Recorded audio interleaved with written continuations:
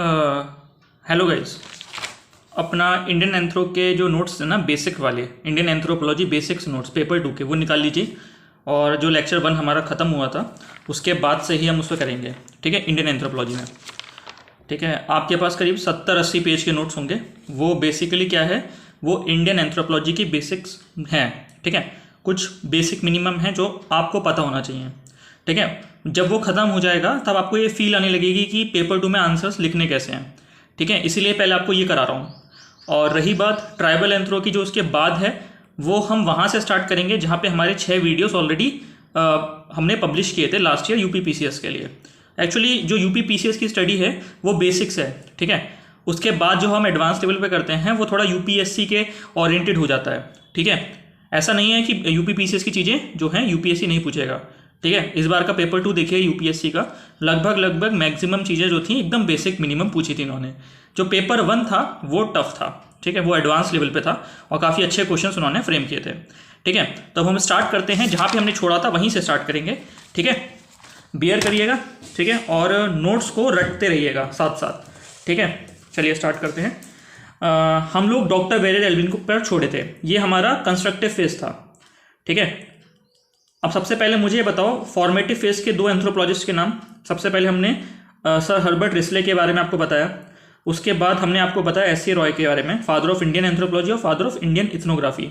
ठीक है, इनके बारे में बताया एस सी रॉय। इनकी 4-5 किताबें इन्होंने फील्ड वर्क किया था। MOBHK, मॉब HK, एम बोले तो मुंडा, ओरांव, बिरहोर, हिलभुइयाँ, खड़िया। ठीक है, इसके बाद मैंने आपको कंस्ट्रक्टिव फेज में एंट्री कराई थी DN मजुमदार के साथ।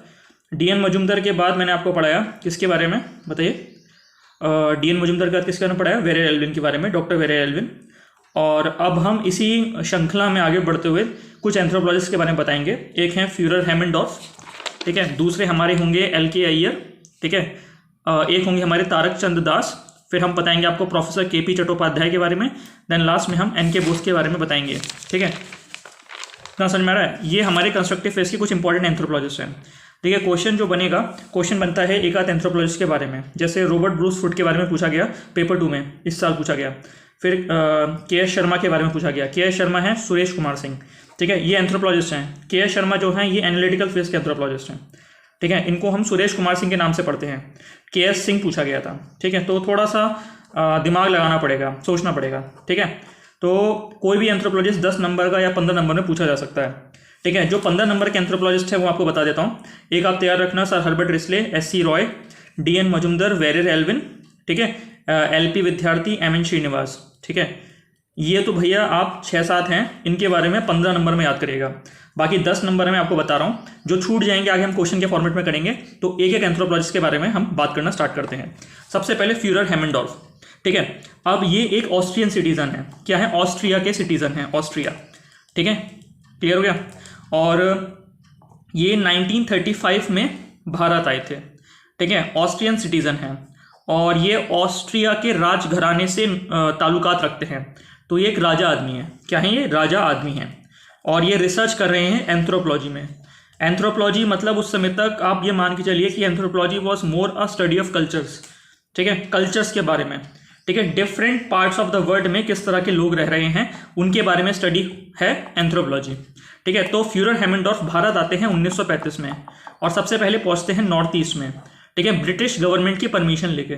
ठीक है, अब ब्रिटिश गवर्नमेंट उनको परमिशन देती है तो वो स्टडी करते हैं कोन्याक नागा की। ठीक है, कोन्याक नागा की स्टडी कर रहे हैं। वो कौन कर रहे हैं, फ्यूरर हैमेंडॉर्फ। 1935 में भारत आते हैं। ठीक है, अब क्या है, 1935 के बाद आपको याद है कि वर्ल्ड वॉर 2 की जो भूमिकाएं हैं, जो कंडीशंस हैं, वो पनपनी स्टार्ट हो गई थी।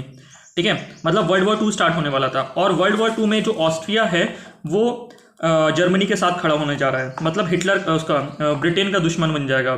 ठीक है, ब्रिटेन के अपोजिट ग्रुप में है। तो फिर जितने भी लोग हैं जो इस खेमे के बिलोंग कर रहे हैं, जिनसे ब्रिटेन लड़ेगा और जो इंडिया में है, वो अब वो एनिमी सिटीजन्स बनने वाले हैं या एनिमी पर्सन्स बनने वाले हैं।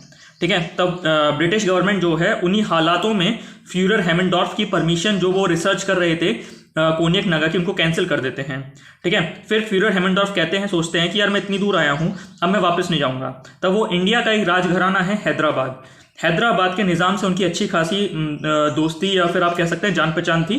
तब वो उनके पास जाते हैं। तो हैदराबाद जो है, हैदराबाद का किंगडम जो है ब्रिटिश गवर्नमेंट को कॉन्फिडेंस में रखते हुए अलाउ करवा देता है कि फ्यूरर हेमेंडॉर्फ जो हैं भले ही कोन्याक नागा के बारे में पूरी स्टडी नहीं कर पा रहे तो कोई इशू नहीं है, वो हैदराबाद के ट्राइबल्स के बारे में स्टडी कर सकते हैं या उससे एसोसिएटेड ट्राइबल्स जो है उस रीजन से। तो फिर उन्होंने स्टडी करी चेंचू की। चेंचू आप पढ़ते होंगे कि तेलंगाना का है, चेंचू एक ट्राइब है तेलंगाना की, ठीक है। तो चेंचू के बारे में स्टडी करी, फिर उन्होंने खोंड के बारे में स्टडी करी। खोंड जो है आज के आंध्र प्रदेश में पाया जाता है।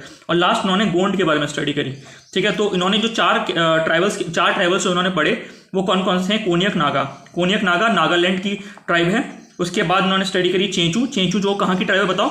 Chenchu is the tribe of, बताओ तेलंगाना और Andhra Pradesh. Khond is the tribe of Andhra Pradesh और Gond is the tribe of Adilabad. तो केसी केजी के नाम से याद रखना। और एक चीज़ और मैं आपको बता रहा था कि अब मैं आपको जो भी ट्राइबल्स बताऊंगा, इंडिया का मैप रखना सामने अपने रूम में, और जो भी ट्राइबल यहाँ का बता रहा हूँ तो वहाँ पे आपको लिख देना है। जैसे मैंने आपको बताया कोन्याक नागा, तो आप नागालैंड में एरो बना के लिख दीजिए कोन्याक नागा लगभग यहाँ पाया जाता है। चेंचू यहाँ पाया जाता है, खोंड गोंड यहाँ पाए जाते हैं। इससे क्या होगा? इससे आपको पास ये regional distribution of the tribes पता लग जाएगा एट द एंड, ठीक है। जब आपके पास 50-60 ट्राइबल्स आपके दिमाग में होंगे तो आपको बस ये पता होगा कि इस तरह का ट्राइबल या इस नाम का ट्राइबल यहाँ रह रहा है और मोटा मोटा ये कल्चर एसोसिएटेड है इस ट्राइबल से। तो रीजन और कल्चर्स और लोग आपके बाद में आपके दिमाग में एकदम से क्लिक करना स्टार्ट कर जाएंगे। तो ये काम आप करते रहिए, ठीक है। मुंडा, उरांव, भिरोर, हिलभुइयां, खड़िया किसने? रिस्ले के थे, किसके? एस सी रॉय के थे। अब इनको आप मैप में डाल दीजिएगा, ठीक है। उसके बाद आपको ये हमारे जो DN मजुमदार ने, इन्होंने कोरबा ऑफ छत्तीसगढ़ की स्टडी करी, इसको डालिए आप, ठीक है। फिर आप डालिए ये हो ट्राइब ऑफ छत्तीसगढ़ के बारे में डालिए, ठीक है। वेरेर एल्विन ने कहाँ स्टडी करी थी? बैगा पे स्टडी करी थी, ठीक है। सौरा पे स्टडी करी थी, मारिया मूरिया गोंड पे स्टडी करी थी, अगाड़िया पे स्टडी करी थी, ठीक है। जो नहीं पता लग रहा है, जो नहीं समझ में आ रहा है, वो नेट पे सर्च करिए अगाड़िया मोटा मोटा कहाँ रह रहा है। इंडिया का एक बड़ा सा मैप लीजिए, उसमें आप एरो बना के लिखते जाइए, फटाफट लिखिएगा, ठीक है। और आपके पास एक बुक तो बनती जा रही होगी, एक मास्टर कॉपी बनती जा रही होगी जहाँ पे आप लोग लिखते जा रहे हैं कि ये बुक किसने लिखी है, ये फील्ड वर्क किसने किया है, ठीक है। ये एकदम फटाफट काम करते जाइए, हाथ मत रोकिए। फील्ड वर्क बताओ, फिलोसफी ऑफ नीफा किसने किया है बताओ? डॉक्टर वेरेर एल्विन ने, ठीक है। ट्राइबल पंचशील किसने लिखी है? नेहरू की जो ट्राइबल पंचशील है, ठीक है, वो फिलोसफी ऑफ नेफा के अंदर पहला फॉरवर्ड था, ये नेहरू ने लिखा था। किसकी किताब थी? Philosophy of NEFA, doctor Verrier Elwin की किताब। तो आपके पास ट्राइबल पंचशील के पांचों पॉइंट्स भी आप अपने मास्टर कॉपी में रख लीजिए, क्योंकि ये फोल्डर मटेरियल है, ये आप यूज करेंगे, ठीक है। तो हमारा जो पहला जो एंथ्रोपोलॉजिस्ट है जो हम पढ़ाने जा रहे थे आज, फ्यूरर हेमेंडॉर्फ, इनकी कहानी यहीं तक थी, ठीक है। आप इनके बारे में थोड़ा बैकग्राउंड नॉलेज आपके पास रखना होगा और उसके बारे में कहाँ इन्होंने काम किया है वो लिखिए, ठीक है। इतना क्लियर हुआ? चलिए आगे बढ़ते हैं। उसके बाद है LK अय्यर। LK अय्यर जो हैं ये साउथ इंडियन हैं, ठीक है। साउथ इंडियन है, मद्रास रीजन को बिलोंग करते हैं। बट जो आप मुझे ये बताइए कि सबसे पहला जो डिपार्टमेंट ऑफ एंथ्रोपोलॉजी इंडिया में है, इंडिजिनस है, वो कहाँ खुला था? 1920 के आसपास खुला था। बताइए कहाँ पे? कलकत्ता यूनिवर्सिटी में, ठीक है। तो जितने भी इंपॉर्टेंट एंथ्रोपोलॉजिस्ट रहे हैं, जिनका इंटरेस्ट रहा है कि इंसानों के बारे में स्टडी करना और इंसानी कल्चर्स के बारे में जानना, ये पता करना कि किस तरीके से कल्चर्स जो है इंसान को जीने के लिए मोटिवेट करते हैं, किस तरीके से कि different parts of the country में, आइसोलेटेड रीजन्स में भी लोग रह रहे हैं कल्चर्स की मदद के साथ, तो उन कल्चर्स के बारे में जानना। तो जिन लोगों का ये इंटरेस्ट था, उन्होंने अपना इंटरेस्ट कन्वर्ज करते हुए, ठीक है, मास्टर्स स्पेशलाइजेशन सब्जेक्ट ओरिएंटेशन के साथ नॉलेज गेन करते हुए डिपार्टमेंट ऑफ कलकत्ता में कन्वर्ज करते हैं सब लोग, ठीक है। और जितने भी अब हम नाम पढ़ने वाले हैं इंपॉर्टेंट, ये सब डिपार्टमेंट ऑफ कलकत्ता के ही हैं, department of anthropology Calcutta university के ही हैं। यहाँ पे ये सब लोग मिलेंगे और उसके बाद अपना जो फील्ड वर्क है, अपना रिसर्च है, वो अब यहाँ पे शेयर करेंगे। बात समझ में आ रही है? तो फिर कलकत्ता यूनिवर्सिटी से बिलोंग करने वाले, कलकत्ता स्कूल ऑफ एंथ्रोपोलॉजी से बिलोंग करने वाले 4 बड़े एंथ्रोपोलॉजिस्ट के बारे में आपको बताऊंगा। सबसे पहला नाम आपके पास है LK अय्यर का, दूसरा नाम होगा आपके पास तारक चंद्र दास का, तीसरा होगा KP चट्टोपाध्याय का, चौथा है NK बोस का। नोट्स के साथ रखिएगा, ठीक है, तभी समझ में आएगा। तो ये चारों एंथ्रोपोलॉजिस्ट के बारे में बताऊंगा। इनमें चारों में कॉमन ये है कि ये चारों जो है कलकत्ता यूनिवर्सिटी को बिलोंग करते हैं, ठीक है। चलिए अब स्टार्ट करते हैं, क्योंकि एक लाइन तो यही बन जाती है, they belongs to Calcutta school of anthropology. बात समझ आ रही है? ठीक है। तो LK अय्यर जो हैं ये कोचिन रीजन में बिलोंग कर रहे हैं या फिर साउथ इंडिया को बिलोंग कर रहे हैं। इन्होंने जो department of anthropology Calcutta university join किया जैसे ही department of anthropology Calcutta university में खुलता है 1920 में, ठीक है। इतना क्लियर हो गया? जितने भी एंथ्रोपोलॉजिस्ट हैं वो फेमस इथनोग्राफर जरूर रहे हैं। इथनोग्राफर समझते हैं? किसी भी एक पर्टिकुलर सोसाइटी या किसी भी एक पर्टिकुलर ट्राइब के बारे में आप जो है कल्चर्स की मैपिंग करते हैं या फिर उस ट्राइब के पूरे इश्यूज के बारे में मैप करते हैं, उनके हिस्टोरिकल अंडरस्टैंडिंग, उनके नोशंस ऑफ कल्चर्स, उनके वेरिएशंस ऑफ कल्चर्स और उनके कल्चरल मीनिंग, ठीक है, इनके बारे में आप जानते हैं। और ये सब जब आप एक किताब का फॉर्म दे देते हैं या फिर आप अपने एक रिसर्च या फील्ड वर्क का फॉर्म दे देते हैं, ठीक है, किसी एक पर्टिकुलर ट्राइब के बारे में आप डिस्क्राइब कर रहे हैं, किसी एक पर्टिकुलर सोसाइटी के बारे में आप लिख रहे हैं, ठीक है, तो इसको बोलते हैं इथनोग्राफी। क्या बोलते हैं? इथनोग्राफी। समझ में आया? ठीक है, अब देखिए आगे बढ़ता हूं मैं।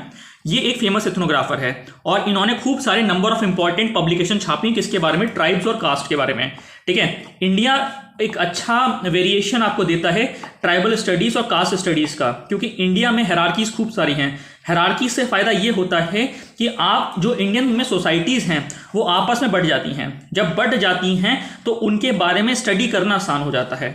इस तरह की सोसाइटी बहुत यूनिक पाई जाती है, क्योंकि caste system is a unique pattern of Indian society, ठीक है। कास्ट सिस्टम इंडिया में पाया जाता है ना, तो अब इसको स्टडी करने के लिए, ठीक है, काफी सारे एंथ्रोपोलॉजिस्ट ना कि केवल इंडिया के बाहर से भी इंडिया में आए हैं।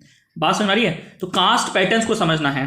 कास्ट क्या है? Caste is a form of culture जो इंसान ने बनाया है, ठीक है, अपनी जीवन को आसान बनाने के लिए या फिर अपने जीवन को एक मीनिंग देने के लिए। अब उसका मिसयूज हुआ है डिफरेंट फॉर्म्स में। बात समझ आ रही है? ठीक है, यही चीजें हैं। तो अब इथनोग्राफी को एक सब्जेक्ट मैटर मिलने जा रहा है, ठीक है, वो है कास्ट, ठीक है। तो कास्ट और ट्राइब जो है इंडिया में बहुत इलेबोरेट फॉर्म में प्रेजेंट रहा है। तो उसको स्टडी करने के लिए इंडिया में डिफरेंट एंथ्रोपोलॉजिस्ट और डिफरेंट रिसर्चर्स आते रहे हैं। पहले जो एंथ्रोपोलॉजी का मेन फोकस था, ठीक है, जहां बात कर रहा हूं कंस्ट्रक्टिव फेज तक, वो था ट्राइबल स्टडीज के बारे में। ट्राइबल स्टडीज के बारे में वो लोग ज्यादा डील करते थे। उसके बाद जब हम एनालिटिकल फेज में घुसते हैं या फिर डीएन मजुमदार का फेज जब घुसता है, जब पास ऑन होता है, तब ये ट्राइबल स्टडीज जो हैं विलेज स्टडीज की तरफ कन्वर्ट करती हैं, ठीक है। बात समझ में आ रही है? तो ट्राइबल स्टडीज से विलेज स्टडीज की तरफ जो कन्वर्ट जिसने कराया, विलेज स्टडीज क्या है? कास्ट के बारे में तो स्टडी करना था। बात समझ आ रही है? तो कास्ट के बारे में स्टडीज करना था, विलेज स्टडीज है। तो इसको खोला है किसने? बताओ। एनालिटिकल फेज में, जहां पे डोमिनेंस किसकी रही है? Beginning of analytical phase was dominated by American anthropologist in India. 1950 से 1970 तक जो डोमिनेंस है वो अमेरिकन एंथ्रोपोलॉजिस्ट का है। 1970 या लेट 1960 में कुछ इंडियन एंथ्रोपोलॉजिस्ट ने इंडियन एंथ्रोपोलॉजी कमान अपने हाथों में फाइनली ले ली थी। बात समझ रही है? जिसमें दो बड़े नाम थे, एलपी विद्यार्थी और एमएन श्रीनिवास। इतना क्लियर हुआ? ठीक है। तो इंडिया में 1920-1930 का जो समय था, ठीक है, उस समय जो कंस्ट्रक्टिव फेज चल रहा था, ट्राइबल स्टडीज के बारे में मेजॉरिटी ऑफ द वर्क चलता था और कुछ काम जो था कास्ट स्टडीज पे भी चलता था। कास्ट स्टडीज, इंडिया में जो गांव है वहां पे जो लोग बटे हुए हैं हायरार्कीज के नाम पे, इंडिया में जो जजमानी सिस्टम है उसका क्या मीनिंग है, उसका क्या इंपॉर्टेंस है सोसाइटीज के लिए, इसके बारे में बात एनालिटिकल फेज में काफी इलेबोरेट फॉर्म में होनी स्टार्ट हो गई थी। तो एलके अय्यर जो थे, जिनके बारे में बात कर रहे हैं, वो फेमस इथनोग्राफर थे और इंपॉर्टेंट पब्लिकेशन छाप रहे थे ट्राइब्स और कास्ट के बारे में, ठीक है, ट्राइब्स और कास्ट के बारे में, ठीक है। और इसका रेफरेंस मिलता है कहां से? ट्राइबल कल्चर ऑफ इंडिया में। ये एलपी विद्यार्थी किताब है। इतना क्लियर हुआ? चलिए आगे बढ़ते हैं। L K Iyer undertook ethnographic studies of hill and jungle tribals, ठीक है, and low caste people of Kochi area के लो कास्ट पीपल, क्योंकि ये इनका इंडिजिनस रीजन है, ये इनका नेटिव रीजन है, ठीक है, वहां पे काम कर रहे थे। अब देखो, जो साउथ इंडिया है वहां पे छोटे पहाड़ हैं, छोटे पहाड़ समझते हैं, नीलगिरी के पहाड़ हैं, नीलगिरी के पहाड़ है तो कुछ ट्राइबल्स रह रहे होंगे, तो नीलगिरी ट्राइबल्स हैं, ठीक है, ईस्टर्न घाट्स है, वेस्टर्न घाट्स हैं, ठीक है। जब पहाड़ आते हैं या फिर डिफिकल्ट ज्योग्राफी होती है, याद रखना, जब पहाड़ होते हैं या डिफिकल्ट ज्योग्राफी होती है जहां पे मेन पॉपुलेशन आसानी से कनेक्ट ना हो सके, जहां पे ट्रांसपोर्टेशन के मींस नहीं है, ठीक है, तो आइसोलेटेड रीजन्स में जो है majority of the time tribals जो रहते हैं अपने आइसोलेटेड कल्चर्स के साथ। जब मैंने आपको बताया था ना हिल बाइगा प्लेन बाइगा की केस स्टडी वेरी रेलेवेंट की, तो उसी तरह की मैं बात कर रहा हूं। तो डिफिकल्ट ज्योग्राफी में ट्राइबल्स रह रहे थे, ठीक है, तो उनके बारे में स्टडी करी एलके अय्यर ने। तो L K Iyer undertook the ethnographic surveys of hills and jungle tribals. जंगल में भी आइसोलेटेड रीजन्स हैं, हिल में भी आइसोलेटेड रीजन्स हैं। जब भी आइसोलेशन आएगा ना, तब ये समझना कि आइसोलेशन में जो पीपल लोग रह रहे हैं उनके पास ऑटोनॉमी है अपने कल्चर्स को अपने अकॉर्डिंग एंजॉय करने की, ठीक है, बात समझ में आ रही है। लेकिन जैसे ही आइसोलेशन समाप्त होता है और जो लोग हैं वो कांटेक्ट में आते हैं आउटसाइड वर्ल्ड में, तो नंबर के हिसाब से, डोमिनेंस के हिसाब से जो कल्चर्स वो लोग परफॉर्म करते थे, जो इंडिजिनस पीपल, वो सप्रेस होना स्टार्ट करते हैं। यही चीजें दिखाई हैं एंथ्रोपोलॉजिस्ट ने, किस तरीके से कल्चर का सप्रेशन होता है, और ये मॉरल हैजार्ड के इक्विवेलेंट है, ठीक है, ये समझाया है। अब इसी के बारे में हम स्टडी कर रहे हैं। तो जितनी भी इथनोग्राफिक सर्वेस हैं उसमें एक कॉलम आपके पास होगा कल्चरल कॉन्टेक्ट का, कि आज के समय में कंटेम्प्रेरी वर्ल्ड में जो ट्राइबल्स के जो कल्चर्स हैं वो किस हद तक या फिर किस हद तक चेंज हो चुके हैं या फिर किस हद तक मूल्ड हो चुके हैं। जैसे पहले जो ट्राइबल मानता था, क्या आज भी वो ट्राइबल मान रहा है? क्या पहले जो कल्चर्स चले आ रहे थे, कि आज भी वो कल्चर्स कल्चरल सर्वाइवल के फॉर्म में चले आ रहे हैं या नहीं चले आ रहे हैं? ठीक है, इतना समझना है। ठीक है, यही चीजें हैं। तो एल के अय्यर ने अंडरटुक किया ethnographic service of hill and jungle tribals and low caste people of Kochi. ठीक है, Iyer published his first volume. आप ये देखना, जहां भी आपको जंगल ज्यादा दिखेंगे, क्या जंगल ज्यादा दिखेंगे, या फिर जहां भी आपको हिल दिखेंगे, हिल है तो फॉरेस्ट होगा, बात समझ में आ रही है? हिल है तो फॉरेस्ट होगा, और फॉरेस्ट प्लेन एरिया में भी होगा। ठीक है, इतना क्लियर हो? तो वहां पे ट्राइबल्स की कंसंट्रेशन उतनी ज्यादा होगी, क्योंकि ये डाइवर्स जोग्राफी है। जहां पे डाइवर्स जोग्राफी आ जाती है, वहां पे ट्राइबल्स पीपल अपने आप को अपने कल्चर्स को आसानी से एंजॉय कर पाते हैं, और इसलिए वही वो रहना प्रेफर भी करते हैं। तो प्लेन एरियाज में आपको ट्राइबल्स इतने नहीं दिखेंगे, या फिर मेन आबादी के साथ आपको ट्राइबल्स उतने नहीं दिखेंगे। आप देखिए ना मैं भी भारत की सीरीज, वहां पर आपको पता चलेगा। ठीक है, चलिए स्टार्ट करें। देखिए, L K Iyer undertook the ethnographic survey of hill and jungle tribals and low caste people of Kochi. Iyer published his first volume on Kochi tribe and caste in 1908 based on his investigation. 1908 से काम करते आ रहे थे। मैंने बताया ना कि ये लोग कुछ ऐसे एंथ्रोपोलॉजिस्ट भी रहे हैं जो अपने इंटरेस्ट के अकॉर्डिंग पहले से ही काम कर रहे थे। ये 1920 में तो department of anthropology Calcutta university खुला है, इससे पहले भी लोग काम कर रहे थे। फिर जब ये खुला, जब ये डेस्टिनेशन खुला, तो डिफरेंट एंथ्रोपोलॉजिस्ट कन्वर्ज किए और यहाँ पे बैठ के अपने रिसर्च वर्क को डिस्कस करें, और future course of study of anthropology के बारे में बातें होनी स्टार्ट हुई। इतना समझ में आया? तो department of anthropology Calcutta university was the beginning in the phase of Indian anthropology. इतना क्लियर हुआ? चलिए, तो अब आगे बढ़ते हैं। तो इनकी जो पहला वॉल्यूम था, उस किताब का नाम था कोची ट्राइब्स एंड कास्ट। क्या नाम है? Kochi tribes and caste, 1908। ठीक है, द वॉल्यूम कंप्राइजेस 18 चैप्टर्स। अब इस पूरी किताब के अंदर कोची ट्राइब्स एंड कास्ट, इस किताब को लिख लीजिए अपने बुक में, मास्टर रजिस्टर में। तो उसके अंदर 18 चैप्टर्स थे, और हर एक चैप्टर जो है एक ट्राइब को डेडिकेटेड था। जैसे काडा ट्राइब, अब देखिए साउथ इंडिया में आप गोला मारिए, और साउथ इंडिया में नीचे की साइड लिखिए, मद्रास रीजन की साइड लिखिए। ठीक है, कादर है, कादर ट्राइब रह रही है। ठीक है, मलायन रह रही है, नयाडी रह रही है, पनियन रह रही है। Majority of them are Nilgiri tribals, या फिर साउथ नीलगिरी ट्राइबल्स। ठीक है, इतना हो गया। तो ऐसे खूब सारे ट्राइबल्स हैं। तो इनके बारे में लिखा किसने? एल के अय्यर ने। ठीक है, लिख पाएंगे बात? ठीक है, अब हम आगे बात कर रहे हैं नेक्स्ट एंथ्रोपोलॉजिस्ट जो है तारक चंद्र दास। ठीक है, अब तारक चंद्र दास जो है, इन्होंने काम किया है, काम देख लीजिए पहले। इनका काम है छोटा नागपुर प्लेट्यू में बिहार और आसाम के ट्राइबल्स। छोटा नागपुर प्लेट्यू, बिहार और आसाम के ट्राइबल्स। आसाम जो है आप नॉर्थ ईस्ट मानिए पूरा, तो नॉर्थ ईस्ट में भी काम इन्होंने किया है, बिहार में भी काम किया है, छोटा नागपुर में भी काम किया है। ठीक है, और ये क्या थे? तारक चंद्र दास जो हैं, ये एक फेमस प्रोफेसर हैं। ठीक है, in department of anthropology Calcutta university. Calcutta university के एक फेमस प्रोफेसर हैं। कौन? तारक चंद्र दास। ठीक है, इतना क्लियर हुआ? अब आगे बढ़ते हैं। तारक चंद्र दास वॉज वेरी फेमस। अब इनके कुछ काम हैं। एक काम है पुरमपुखी ट्राइब है, पुरमपुखी ट्राइब है मणिपुर की, लिख लीजिए, पुरमपुखी ट्राइब मणिपुर की। 1955 का इथनोग्राफ इन्होंने किया था पुरमपुखी ट्राइब पे।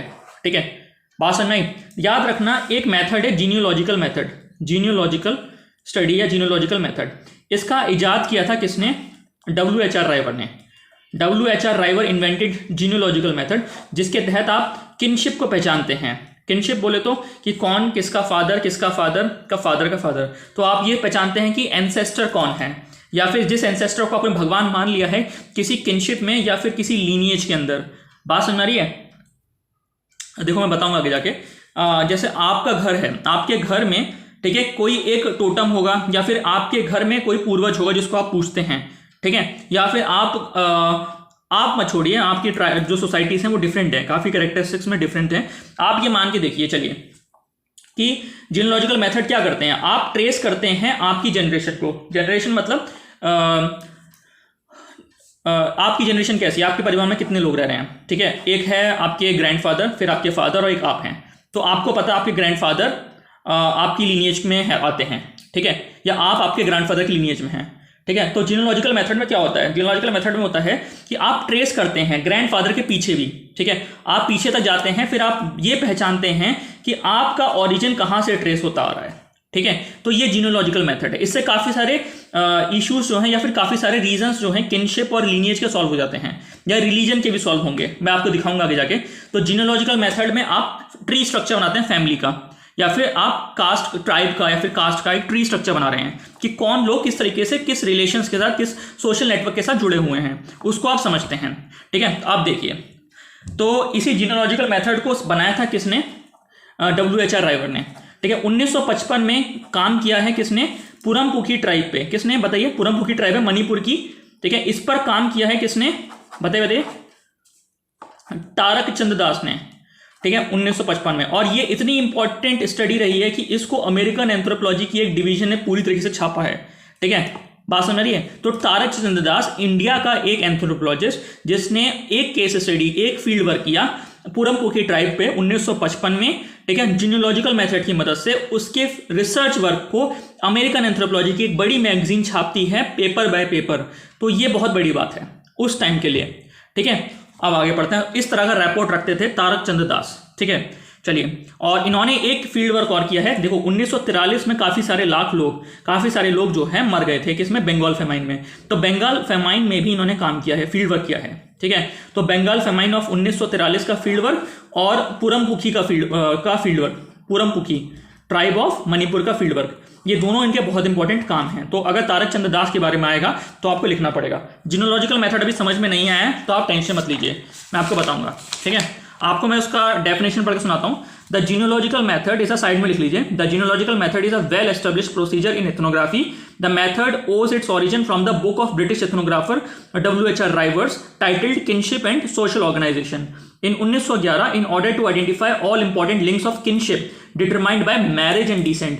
वहां पे हमने जीनोलॉजिकल मेथड का इस्तेमाल किया है। इसको लिख लीजिए, मैं आगे और बताऊंगा, ठीक है। इतना क्लियर हुआ, चलिए यहां तक कंप्लीट हो गया, ठीक है। तो Das is very famous for his study of Purumpukhi of 1955 and Bengal famine of 1943। Tarak Chand Das studies Purum monograph small tribe Purumpukhi of Manipur on the basis of genealogical method. After the publication of monograph of Purampukhi, one issue of Journal of American Anthropology was fully devoted to interpret and reinterpret the findings of the study। इतना clear हो गया। इस तरह का report रखते थे तारक चंद दास। It attracted so much attention as it represented a new trend of research conducted on the basis of genealogical method research and attracted world attention। और इस तरीके से पूरे वर्ल्ड अटेंशन को अट्रैक्ट किया था एंथ्रोपोलॉजी के फील्ड में, किसने, तारक चंद दास ने, ठीक है। इनके काम को छापा गया अमेरिकन एंथ्रोपोलॉजी की एक मैगजीन में, ठीक है, जिसको काफ़ी सारे फॉरेन एंथ्रोपोलॉजिस्ट ने पढ़ा। और ये बेस थी जीनोलॉजिकल मेथड पे, जिसको बनाया था किसने, W.H.R. राइवर ने। इतना क्लियर हुआ। अब एक अलग नया एंथ्रोपोलॉजिस्ट, अगला एंथ्रोपोलॉजिस्ट हम पढ़ने जा रहे हैं, वो है प्रोफेसर KP चट्टोपाध्याय, ठीक है। ये एंथ्रोपोलॉजिस्ट डिफरेंट तरीके से काम कर रहे हैं। आप देखें LK अय्यर जो है कास्ट और ट्राइब्स वर्क कर रहे थे। तारक चंद दास ने बंगाल फेमाइन पे काम किया, ठीक है, जीनोलॉजिकल मेथड के जरिए काम किया। प्रोफेसर KP चट्टोपाध्याय का आप देखेंगे इनका जो वर्क है वो ऑक्यूपेशनल फील्ड वर्क है, ठीक है। एक पर्टिकुलर ज्योग्राफी में लोग जो हैं एक पर्टिकुलर एनवायरनमेंट के साथ रह रहे हैं और उस एनवायरनमेंट में अपनी ऑक्यूपेशन को डराइव कर रहे हैं, ठीक है, और उस ऑक्यूपेशन के डेरिवेशन से अपने कल्चर्स को बना रहे हैं, ठीक है। जैसे मैं बताता हूँ, KP चट्टोपाध्याय ने काम किया है field work on jute workers of Bengal region, ठीक है। अब बंगाल में क्या है, जूट की खेती होती है, तो जूट जो है वो उनके कल्चर में इंटीग्रेट हो चुका है, ठीक है। The people of this region are using jute in every day of their life, और अपने उनका ऑक्यूपेशन भी जूट के अकॉर्डिंग ही है। तो जूट इंडस्ट्रीज वहाँ पे काफ़ी सारी हैं, लोगों का कल्चर जो है जूट के अराउंड घूम रहा है। तो इस पे काम किया है किसने, KP चट्टोपाध्याय ने, जहाँ पर उन्होंने जूट की इंपॉर्टेंस दिखाई है for the people of the Bengal region, ठीक है, where they are practising the जो जूट का काम कर रहे हैं, where they are practising jute industrial work, ठीक है। चलिए आगे बढ़ते हैं। तो सबसे पहली बात जो सब चारों में कॉमन है, प्रोफेसर KP चट्टोपाध्याय भी डिपार्टमेंट ऑफ एंथ्रोपोलॉजी को बिलोंग कर रहे हैं, Calcutta university. He was associated with department of anthropology, Calcutta university. He initiated study and research on some unconventional areas. Unconventional area समझ में आए, like jute workers etcetera, not thought at that time. He played a very important role in the study and research in social anthropology, ठीक है। इतना clear हुआ। अब यहाँ से याद रखना कि चट्टोपाध्याय को हम चटाई बोल सकते हैं, चटाई समझ रहे हैं, चट्टोपाध्याय चटाई, और चटाई होती है जूट की, ठीक है, समझ लो बस ऐसी। तो चट्टोपाध्याय से याद रखना कि जूट में काम किया है। तारक चंद दास ने किस में काम किया है, पुरमपुखी और बंगाल फेमाइन। LK अय्यर ने जो साउथ इंडिया के हिल ट्राइबल्स हैं या फिर जो कास्ट हैं, लोअर कास्ट पीपल हैं साउथ इंडिया में, उनके बारे में उन्होंने काम किया। 18 चैप्टर्स उनकी किताब का नाम बताइए, कोचिन ट्राइब एंड कास्ट 1908, ठीक है। इतना क्लियर हुआ। अब आगे बढ़ते हैं NK बोस, निर्मल कुमार बोस, ठीक है, इनके बारे में जानते हैं। NK बोस, याद रखना कि NK बोस जो है एक पॉलिटिकल आदमी रहे हैं और गांधीवादी रहे हैं, ठीक है। ही वॉज अ गांधी फिलोसफी को बिलोंग करते हैं, को फॉलो भी करते हैं, और गांधी जी के साथ जेल भी गए हैं ये, ठीक है। दांडी मार्च में भी इनका रोल रहा है। तो NK. Bose was a big name, और आगे जाके डायरेक्टर बने हैं एंथ्रोपोलॉजिकल सर्वे ऑफ इंडिया के। ठीक है, तो पूछे जा सकते हैं, he was a Gandhian, he was imprisoned in salt Satyagraha 1931। ठीक है, अब आगे सुनिए। Earlier he was attached with the geography department of Calcutta university. सब जब इन्होंने कलकत्ता यूनिवर्सिटी ज्वाइन किया तब ये ज्योग्राफी डिपार्टमेंट से जुड़े हुए थे। ठीक है, बात समझ आ रही है। लेकिन इनका जो इंटरेस्ट है वो एंथ्रोपोलॉजी में बढ़ता चला गया। So basically he was not an anthropologist, he was a geographer. पर जोग्राफी में भी जो डिवीजन है ह्यूमन जोग्राफी, ठीक है, लर्निंग अबाउट पीपल, यहाँ पे इनका ज़्यादा फोकस था। ठीक है, फिर किस तरीके से अपने इस इंटरेस्ट एरिया को वो सोशल एंथ्रोपोलॉजी की तरफ कन्वर्ट करते हैं, कल्चर्स की स्टडी के बारे में। ठीक है, और वहाँ से इनकी कहानी स्टार्ट होती है director of department of anthropology बनने की। ठीक है, चलिए स्टार्ट करता हूँ, पढ़ना सुनाता हूँ। Earlier, he was attached with the Geography Department of Calcutta University, but later he became the director of the Anthropological Survey of India. And thereafter, he influenced the research on social anthropology, not only in Bengal, Calcutta region, but also in the whole of the India. पूरे India में इन्होंने influence किया किस पे? Social anthropology की research पे। अब किस तरीके से? भाई director of anthropological survey of India, you have financial power to run different anthropological studies in India. ठीक है, और सोशल एंथ्रोपोलॉजी पे इनका ज़्यादा फोकस था, जिसपे इन्होंने खूब सारे फील्ड वर्क को लॉन्च करवाया। ठीक है, अब आगे बढ़ते हैं। इनकी जो इंपॉर्टेंट किताबें लिख लीजिए किताब वाले सेक्शन में। हिंदू समाजरगरण, हिंदू समाजरगरण लिखी है 1949 में। पीजेंट लाइफ ऑफ इंडिया लिखी है 1961 में। कलकत्ता सोशल सर्वे लिखी है इन्होंने। ठीक है, खूब सारी किताबें लिखी हैं, 3 किताबें याद रखिए, हिंदू समाजरगरण, पीजेंट लाइफ ऑफ इंडिया और कलकत्ता सोशल सर्वे। तो आप देखिए किस तरीके से जो कंस्ट्रक्टिव फेज के एंथ्रोपोलॉजिस्ट हैं after D N. Majumdar, they are working towards opening the dimensions of anthropology. They are focusing that anthropology is not only the study of tribes, rather it has many dimensions including the urban even, मतलब urban societies के बारे में भी आप study कर सकते हैं, village society के बारे में भी आप स्टडी कर सकते हैं। केवल ट्राइबल स्टडीज ही एंथ्रोपोलॉजी का डायमेंशन नहीं है, ये पे फोकस है, इस पे फोकस है कंस्ट्रक्टिव एंथ्रोपोलॉजिस्ट का। इतना क्लियर हुआ?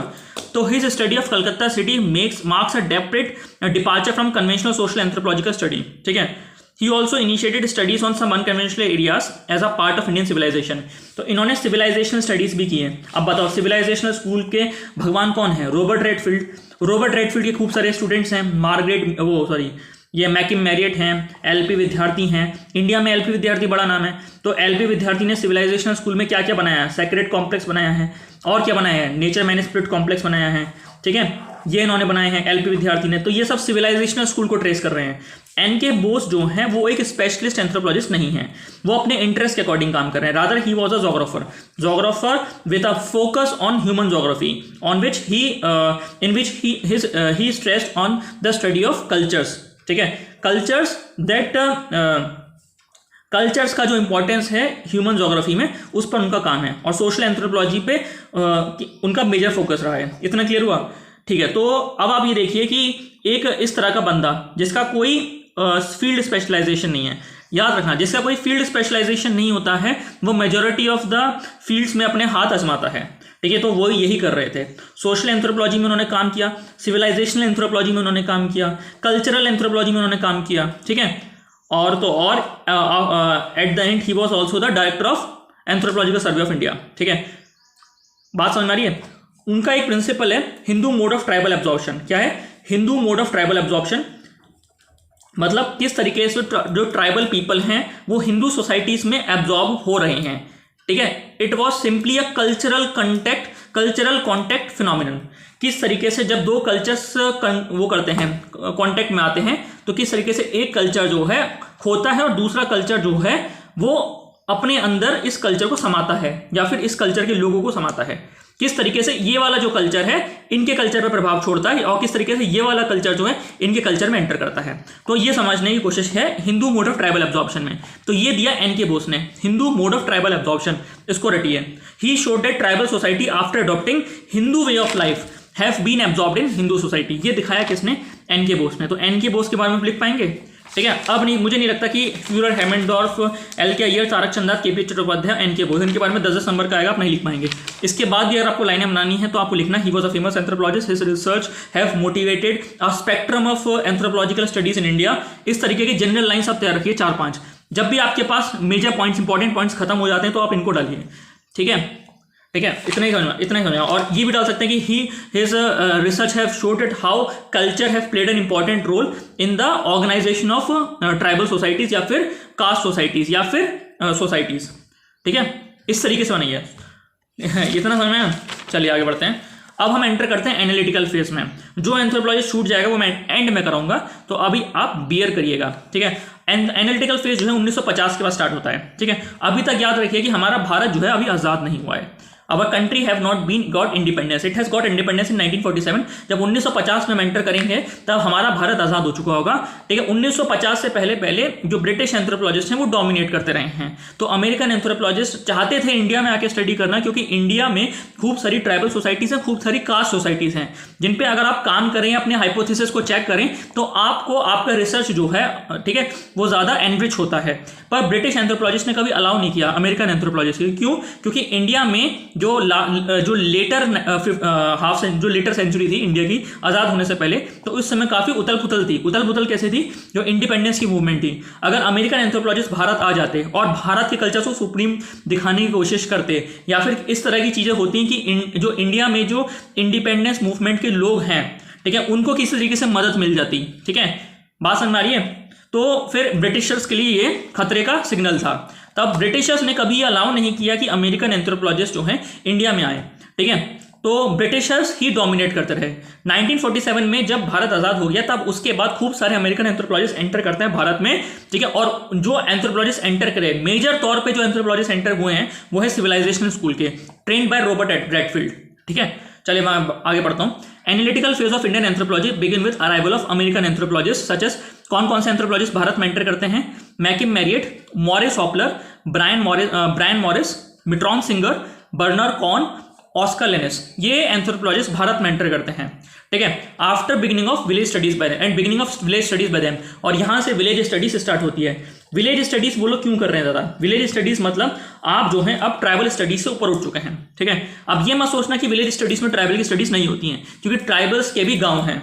कई सारे ट्राइबल्स जो हैं मेन सोसाइटी के पास आके बस गए हैं, तो विलेज स्टडीज में वो भी अब आएंगे, ठीक है।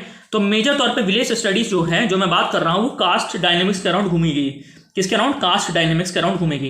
पहले जो अब एंथ्रोपोलॉजी था, अब वो पूरी तरीके से विलेज स्टडीज के चुंगल में फंस चुका है। अब विलेज स्टडीज के बारे में ज्यादा बात होने वाली है, तो अब हम सिविलाइजेशनल स्कूल को अब महत्व देने वाले हैं, ठीक है। तो अब स्टार्ट करते हैं। सबसे पहला नाम है मैकिम मैरियट का। She studied Kishangarhi, UP Kishangarhi का उन्होंने काम किया, अपना रिसर्च किया किशनगढ़ी यूपी में, और उन्होंने प्रपोज किया कॉन्सेप्ट का, ठीक है, ही है, ठीक है। उन्होंने प्रपोज किया कॉन्सेप्ट यूनिवर्सलाइजेशन एंड पैरोकियलाइजेशन, ठीक है। और इन्होंने ये दिखाया कि किस तरीके से जो लिटिल ट्रेडिशन है वो ग्रेट ट्रेडिशन में कन्वर्ट करता है, और ग्रेट ट्रेडिशन लिटिल ट्रेडिशन में कन्वर्ट करता है। ये क्या है मैं बताऊंगा। लिटिल ट्रेडिशन जब ग्रेट ट्रेडिशन में कन्वर्ट करता है तो उसे बोलते हैं यूनिवर्सलाइजेशन, और जब ग्रेट ट्रेडिशन लिटिल ट्रेडिशन में कन्वर्ट करता है वो होता है पैरोकियलाइजेशन। क्या होता है? पैरोकियलाइजेशन। तो मैकिम मैरियट जो है उन्होंने काम किया किशनगढ़ी में, ठीक है। चलिए थोड़ा सा मैं बताता हूँ लिटिल ट्रेडिशन और ग्रेट ट्रेडिशन के बारे में। साइड में नोट बना के लिखिए।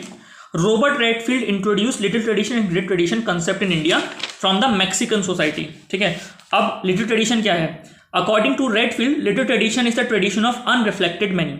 अब ये किस तरीके के गांव के या फिर काफ़ी इस तरह की जो सोसाइटीज़ हैं जहाँ पे अनएजुकेटेड लोग हैं, majority, the majority and uneducated people of the village who do not modify, elaborate और रिफाइन द आइडिया, ठीक है। देखो गांव में आप जाएंगे ना तो खूब सारी फॉल्कलोर्स चली आ रही हैं, खूब सारी कहानियां चली आ रही हैं, खूब सारे मिथ्स चले आ रहे हैं, तो ये सब मिलकर लिटिल ट्रेडिशन बनता है। The majority of an uneducated people of the village who do not modify, elaborate और refine the idea, the tradition of such layman people is called little tradition. अब ग्रेट ट्रेडिशन क्या है? जब आप इन ideas को refine करते हैं with larger acceptance, ठीक है। सुनिए, it is the tradition of reflective few. क्या? ग्रेट ट्रेडिशन, फ्यू, कुछ लोग हैं, द फ्यू एजुकेटेड हैं, इंटेलेक्चुअल हैं, स्पेशलिस्ट हैं, हु कैन एलेबोरेट और refine the idea, the tradition of such specialist people is great tradition. जैसे राम की कहानी जो है एक लिटिल ट्रेडिशन का इनोवेशन है, राम की, रामायण की कहानी, लेकिन इसको ग्रेट ट्रेडिशन में लाने का काम किसने किया? वाल्मीकि ने, या फिर आप तुलसीदास की बात करें, इन्होंने काम किया, इसको ग्रेट ट्रेडिशन बनवाया, ठीक है। ये है चीज़। तो किस तरीके से लिटिल ट्रेडिशन ग्रेट ट्रेडिशन में कन्वर्ट होता है? It is universalization. और कई बार ऐसा होता है कि ग्रेट ट्रेडिशन जो है वो लिटिल ट्रेडिशन में कन्वर्ट होता है, ठीक है, उसको बोलते हैं पैरोकियलाइजेशन। कई बार ऐसी गाथाएं होती हैं या स्टोरीज होती हैं जो ग्रेट ट्रेडिशन में प्रेवलेंट होती हैं, ठीक है, वो वहां से किस तरीके से लोकल पीपल अपने अकॉर्डिंग उन कहानियों को बुनते हैं, वो है हमारा पैरोकिलाइजेशन, अपने लोकल एनवायरनमेंट को सूट करने के लिए। ठीक है, अब सुनिए, on context level myths, mythology, magic, which craft, folklore, proverb etcetera constitute literary tradition. जो मैजिक है, मिथ चला आ रहा है, माइथोलॉजी चली आ रही है लोकल लेवल पे, लोकल इनोवेशन के साथ। ठीक है, विच क्राफ्ट है, विच क्राफ्ट समझते हैं ना, वही फोल्कलोर है। ठीक है, ये सब हमारा क्या है, ये लिटरेरी ट्रेडिशन है। अब ग्रेट ट्रेडिशन क्या है, आइडिया ऑफ महाभारत, रामायणा, उपनिषद, वेदास, ये लिखे गए ना, वेद लिखा, ऋग्वेद लिखा, अथर्ववेद लिखा, ये सब क्या है, ये सब ग्रेट ट्रेडिशन का पार्ट है, क्योंकि दे आर प्रोड्यूस और generated by few educated intellectual specialist who can elaborate और रिफाइन द आइडिया। इतना सुना है। The aim of study of little tradition and great tradition is not to show that little tradition is inferior and great tradition is superior, but the aim is to show that it is from the material of little tradition that constitute the great tradition। इतना समझ में? चलिए, our concern is to show that in the making of Indian civilization it is the tradition of the tribal lower caste and common man। इनका contribution है आपका great tradition बनाने में। जो लोअर कास्ट पीपल हैं, कॉमन मैन हैं, इनकी folklore, इनके मिथ्स और इनके माइथोलॉजी, ठीक है, इन्हीं से आपके ग्रेट ट्रेडिशन बने हैं। ग्रेट ट्रेडिशन बनाया किसने? जो हायर कास्ट की सोसाइटीज़ हैं, अपर सोसाइटीज़ हैं, ठीक है, इन्होंने तो ग्रेट ट्रेडिशन बनाया है। ठीक है, जो ज़्यादा एजुकेटेड हैं, that have contributed so that tribal people and the common and the lower caste people feel that they have also a role in the making of Indian civilisation. Indian civilisation को बनाने में दोनों pillars हैं। ठीक है, एक वो जो अनरिफ्लेक्टेड मैनी है और एक ये जो रिफ्लेक्टेड फ्यू है। इतना समझ में? So that they feel proud and join the national main stream. तो ये है लिटिल ट्रेडिशन, ग्रेट ट्रेडिशन। ठीक है, इसके बारे में आगे बात करेंगे जब हम सिविलाइजेशन में एंट्री करेंगे। ठीक है, तो लिटिल ट्रेडिशन किस तरीके से ग्रेट ट्रेडिशन बनता है और ग्रेट ट्रेडिशन किस तरह से लिटिल ट्रेडिशन में आता है। तो ये जो आइडिया है ना, universalisation, parochialisation, they were propounded, they were invented by McKim Marriott and who was a student of Robert Redfield. और इन्हीं के साथ जो एक और थे इनके कलीग, वो हैं एलपी विद्यार्थी। He was also the student of, किसके स्टूडेंट थे? रॉबर्ट रेडफील्ड के। ठीक है, और उन्होंने क्या काम किया, उन्होंने दो कॉन्सेप्ट दिए हैं और उनके जो दो कॉन्सेप्ट हैं वो इंडियनाइजेशन ऑफ इंडियन एंथ्रोपोलॉजी के बढ़ाए हुए कदम हैं। एक है सैक्रेड कॉम्प्लेक्स और एक है नेचर मैन स्पिरिट कॉम्प्लेक्स। ठीक है, नेचर मैन स्पिरिट कॉन्सेप्ट। ठीक है, अब आगे बढ़ते हैं। अगला नाम एनालिटिकल फेज में वो है एम एन श्रीनिवास का। एम एन श्रीनिवास ने कॉन्सेप्ट दिया है सोशल मोबिलिटी का। सोशल मोबिलिटी में है संस्कृताइजेशन और ब्राह्मणाइजेशन, इसका कॉन्सेप्ट दिया है। वेस्टर्नाइजेशन का कॉन्सेप्ट दिया है, डोमिनेंट कास्ट का कॉन्सेप्ट दिया है। ठीक है, तो इनके बारे में हम पढ़ेंगे। तो एम एन श्रीनिवास पे क्वेश्चन इस बार भी बने थे, यूपीएससी में भी, यूपीपीसीएस में भी। ठीक है, अब M N Srinivas worked on religion and society among Coorgs of south India. Coorgs of south India में उन्होंने काम किया, लिख लीजिए, religion and society among Coorgs of south India, ये है इनका काम। किनका? एम एन श्रीनिवास का। एक रामपुरा का स्टडी है और एक कुक्स ऑफ साउथ इंडिया का स्टडी है, religion and society among the Coorgs of south India. इतना क्लियर हुआ? अब पढ़िए। He marked a departure from descriptive constructive phase on tribal studies, ठीक है, to analytical phase. Constructive phase में काम होना स्टार्ट हो गया था। ठीक है, किस तरीके से ट्राइबल स्टडीज ही केवल एंथ्रोपोलॉजी नहीं है, हमको विलेज स्टडीज, अर्बन स्टडीज भी करनी होगी। तो एम एन श्रीनिवास के काम ने, ठीक है, डिपार्चर मार्क किया है from descriptive constructive phase on tribal studies to analytical phase on non tribal studies. ठीक है, अब in addition to Srinivas work, Srinivas के काम के बाद इरावती कर्वे की बुक है on Hindu social system, again marks a turning point in Hindu social organisation. देखो, अभी तक मैं आपको ग्रेट ट्रेडिशन, लिटिल ट्रेडिशन बताया, वो मैंने आपको पीछे के नोट्स बताए थे। ठीक है, हल्का हल्का बताया था। मैं वापस अपने नोट्स पे आ चुका हूँ, जो आपको पढ़ा रहा हूँ जिस ऑर्डर में। ठीक है, तो एम एन श्रीनिवास से हम चालू कर चुके हैं, तो वही पढ़िएगा अभी। ठीक है, ये नहीं कंफ्यूज होना है। ठीक है, in addition to Srinivas work, Irawati Karve ने भी काम किया हिंदू सोशल सिस्टम के ऊपर। तो इरावती कर्वे की किताब लिखी है हिंदू सोशल सिस्टम। इनको यूज कैसे करना है मैं बताऊंगा आगे जाके, बस रट लीजिए अभी। एम एन श्रीनिवास का काम है religion and society among the Coorgs of south India and the Rampura study. ठीक है, एम एन श्रीनिवास का। इतना क्लियर हुआ? तो अब इरावती कर्वे की किताब है हिंदू सोशल सिस्टम। ठीक है, in short brief history of Indian anthropology as follows. किस तरीके से इंडियन एंथ्रोपोलॉजी अभी तक डेवलप करी है। 1950 तक बताइए ब्रिटिश एंथ्रोपोलॉजिस्ट हैं, 1950 से 1970 तक अमेरिकन एंथ्रोपोलॉजिस्ट हैं, 1970 के बाद से हम लोग खुद हैं इंडियन एंथ्रोपोलॉजिस्ट। ठीक है, अब 1950 तक क्या हुआ है, Indian anthropology work under British social anthropologist. ठीक है, 1950 से 1970 तक क्या हुआ है, the influence of British social anthropologist decrease on Indian anthropology and influence of American anthropology increase. British की जो फंक्शनल अप्रोच है, अब फंक्शनलिस्ट तो थे ब्रिटिश मेजोरिटी में, कौन कौन थे बताइए? जो ब्रिटिश स्कूल था वो फंक्शनलिस्ट स्कूल था। कौन था उसमें बताइए? मेलिनोस्की थे और रॉबर्ट कौन थे? रेडक्लिफ ब्राउन थे। फंक्शनल अप्रोच, वो कल्चर का क्या मीनिंग है उसके बारे में स्टडी करते हैं। ठीक है। अब जो है ये जो फंक्शनल अप्रोच है ये अब रिप्लेस करेगी हिस्टोरिकल स्टडीज से, जो हिस्टोरिकल पर्टिकुलरिज्म कॉन्सेप्ट है अमेरिकन एंथ्रोपोलॉजी में, वहां से ये अप्रोच अब डिफर करेगी। जो ब्रिटिश थे वो फंक्शनल अप्रोच को लेके क्यों चलते थे?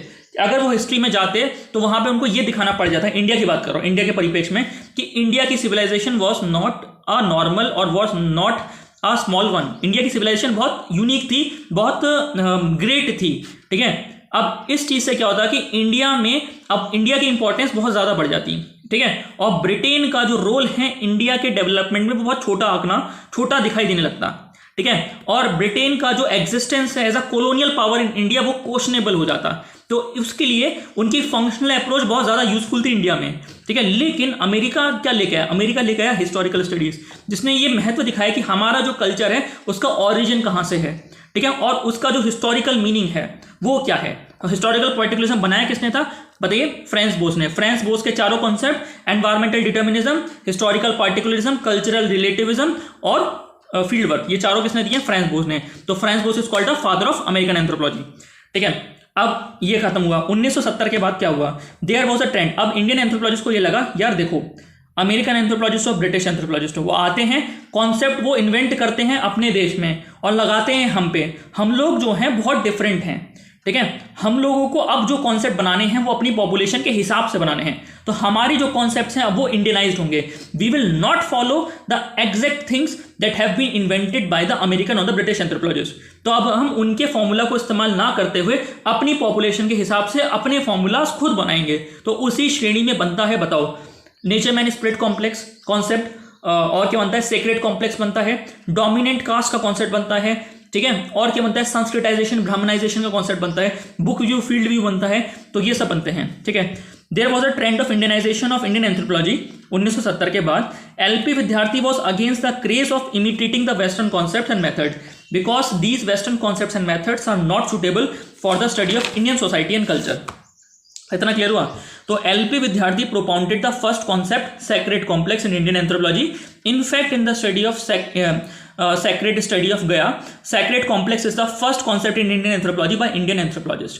तो sacred complex was the first concept in Indian anthropology by Indian anthropologist. ये मैं क्या है मैं बताऊंगा आगे जाके sacred complex क्या है। विद्यार्थी's next concept in the direction of Indianization of Indian anthropology is nature man spirit complex। देखो जो sacred complex है वो मैं आपको पढ़ाऊंगा किसके अंदर? इंडियन एंथ्रोपोलॉजी में। नेचर मैन स्पिरिट कॉम्प्लेक्स है वो मैं आपको पढ़ाऊंगा ट्राइबल एंथ्रोपोलॉजी में, जो पार्ट 2 है, ठीक है। इतना क्लियर हुआ? अब आगे बढ़ते हैं, ठीक है। अब हम बात करेंगे आगे अपने बेसिक नोट्स में इम्पैक्ट ऑफ बुद्धिज्म की। जो बुद्धिज्म है उसका भारत पे क्या प्रभाव पड़ा है, भारत की जो सोसाइटी है उस पर क्या प्रभाव पड़ा है, ठीक है।